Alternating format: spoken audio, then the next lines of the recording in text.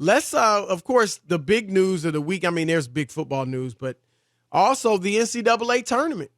And I got to be honest, Rob, because I said this, I think it was Thursday or Friday on the show.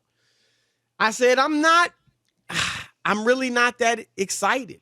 You know, haven't followed it that closely because I felt it was hard with COVID and so much inconsistency. A lot of the blue bloods weren't there. You know, there was no Zion, even though, you know, Cade Cunningham is good. And Seth Greenberg mentioned this guard from Illinois who's tough, Ayo Demonsu or something like that. He's nice. His game is nice. And he wears this mask because he broke his nose. He looks like Batman or something. But he could play. So there are some kids. But, you know, I'll admit this, Rob. Over the weekend, I was really kind of getting into the conference championship games. So you were watching and them, huh? I'm kind of excited. Yeah, it don't matter who's playing. I'm excited about the tournament. And what I feel, Rob, I hate to say it this way, but I think the NCAA basketball has become a 3-week sport. I hate to say it. Is that what we are? Like no more regular season. Nobody it's just cares. about the tournament. I mean, obviously you got it and you want to have it for the kids and, you know, the fans that go to the games. But do you think it captures? Now, when a Zion emerges, right? When somebody like that plays, everybody's going to be into it. But for the most part, I think, Rob, here's my thought on the tournament. I think you could essentially throw anybody out there in terms of like any players in college uniforms.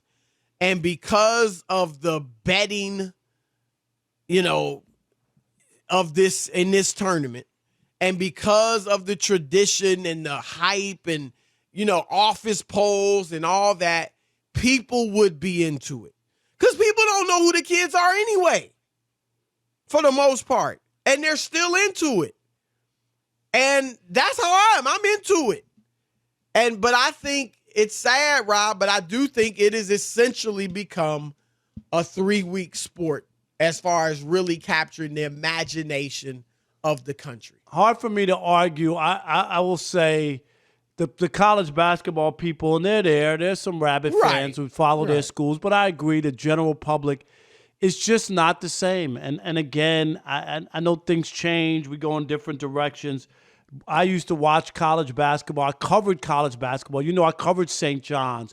I covered when Mark Jackson was a player and Walter Berry and people like that. So I remember making all those games and going to all these great places to watch college basketball. And now you're right. There's so many things, and nobody has time for stuff, Chris. It's like wake me up when the tournament starts. Right. I can get up for 3 weeks. I can pay attention. Games are on at all times, all these different channels. Put a game on, have lunch, you know, on the weekends and watch some stuff. Yep. And then in 3 weeks, it's all over and I'm done. And baseball season's in full swing. I mean, really? No, look, I think that's what it's become. And at least there's that. What if there wasn't that for college basketball? You know what I mean? So people can complain, 3 weeks. No, but at least you got that. Because it will dominate. That opening weekend, Rob, it'll still be dominant. It'll be interesting to see, though, Chris, considering where all the TV ratings are, there's no way the NCAA tournament, I think it'll be a bomb ratings-wise. Wow. That's interesting. Think about that. You're right, though. All the other sports, NBA, baseball, all of them. So why wouldn't this be a bomb, especially, Chris, with some of the blue bloods missing? Well, are more people at home, though? More people although it's starting home. Friday. But that's what, but I'm saying, like, usually people are working that Thursday and Friday, you know, and when the games are the first 2 rounds. This, presumably a lot of people will be at home. You may be working at home, but you can still have the game on. It'll be interesting. I wouldn't expect that that's the one thing that can go against the grain, you know. So you're right. I mean, every single sport has been down. Obviously, some more than others, but it'll probably be down. I mean, I would guess. I think it's going to be big time down, especially with some of the big schools out. And you still got a lot of big schools though. I know that, but I'm just saying. Duke I think there's a chance. How could everything else be down so bad, and then the NCAA going to be better in a year with no Duke and no Kentucky, Chris? Not possible. What do you think about Gonzaga? Like I said, and Seth kind of poo-pooed it, Seth Greenberg, but Rob, we haven't seen a team go undefeated throughout the whole season since 1976. And that was Indiana when they won it 32-0, Bobby Knight, the coach. Remember Kentucky a few years ago, Karl Anthony Towns, all those great players, and they lost in the Final Four. They were undefeated. Yep. If I remember correctly. I just think, look, maybe Gonzaga's that good, but it is hard to go undefeated. I got your point too, and I thought Seth was a little too like, well, we just keep doing all we have to do is win 2 games. Yeah, that's their strategy. That's what you tell each other. You can say that every night, Chris, about every team. All we got to do is just win tonight. Well, it's not that easy. Exactly. If it was that easy, that's what he gave. Right. If it was that easy, Tom Izzo wouldn't be 20 years without a championship. I'm just saying, right? I know you're working that in. Huh? I know Boeheim's in here next somehow. Right? Jim Boeheim, huh? It's only been 50 years coaching. I only got 1 championship. All we got to do is win 2 games and then win another 2. It's not that easy. No, right. That's what I'm saying. Like, and Michigan, they were without the Isaiah Livers kid. That's tough for them. I mean, that's a big blow to them, right? Yeah. That's a big blow. He's their second leading scorer. And but Rob, we talked about it. A lot of these teams that are top teams, they got a lot of upperclassmen. Gonzaga starts 2 juniors and a senior. Michigan starts, including Livers, 3 seniors. So that was a big part of this. Some of these, like we said it, the teams with the NBA talent or the superstars, they're young. They don't have the chemistry. They're disjointed. And it's these teams that keep guys 3 and 4 years that are becoming the better teams, even though that's not the best talent necessarily. No, but they have more experience, right? Yep. They're a little stronger and tougher than some of the kids. They've played in some big games already. It's an advantage, Chris. I think it's an advantage. No question. So, all right, it's the Odd Couple, Chris and Rob. We asked you, has college basketball, men's basketball, become a 3-week sport, which is obviously March Madness? And if so, how do you feel about it? All right, let's hear from him. Let's kick it off with Jamal in D.C. You're on the Odd Couple Fox Sports Radio. What's up, Jamal?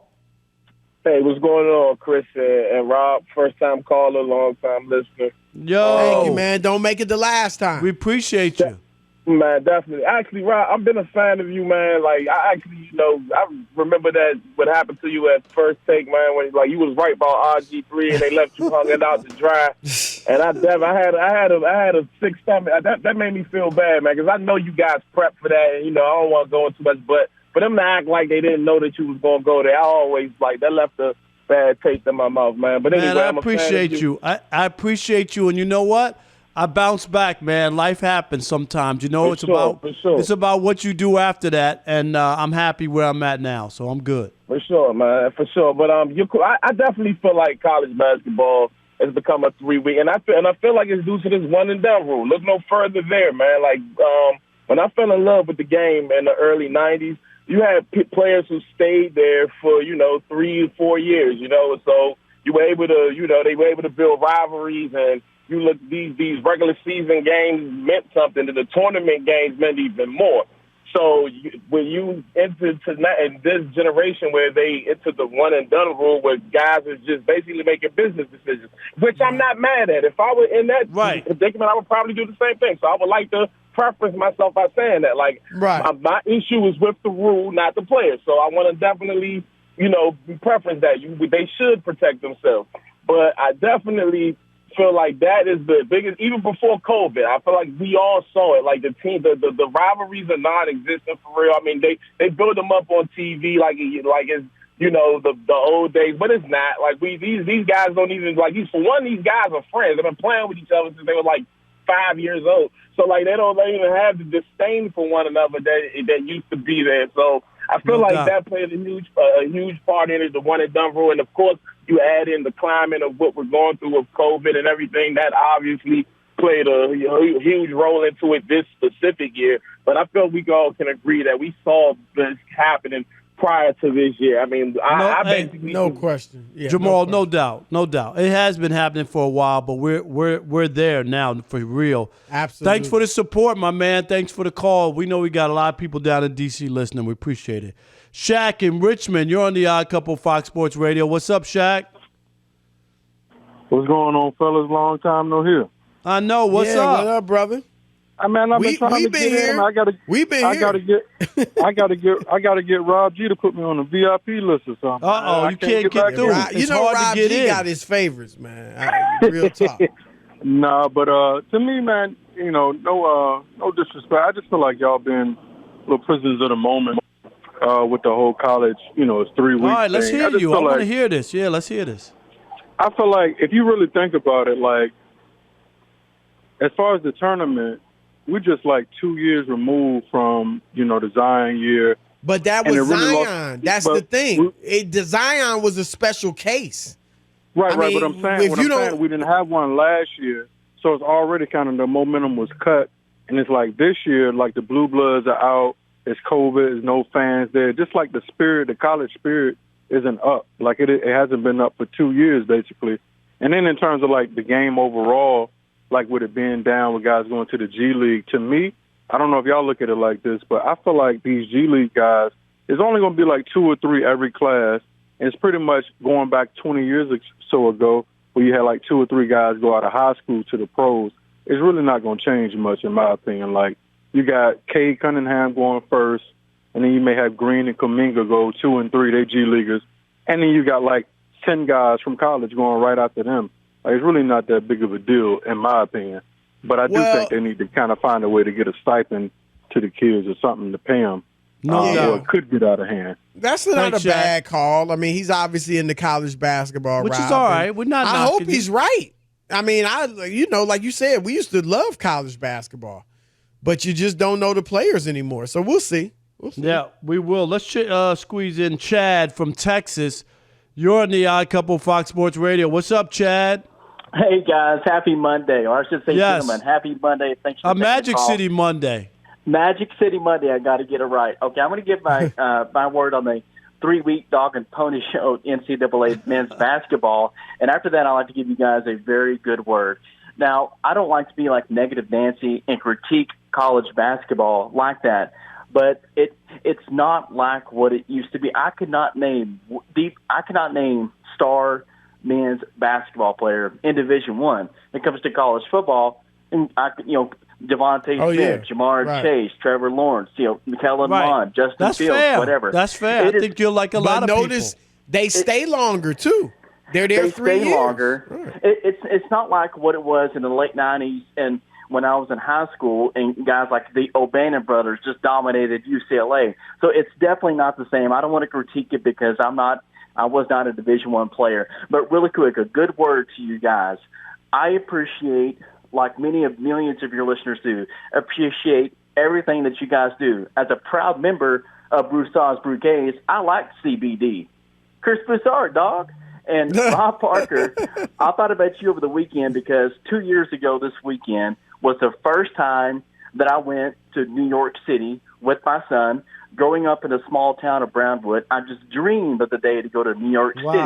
And that's kind of where you were from. So it gets a bad rap of, taxes and all that stuff and what it's now.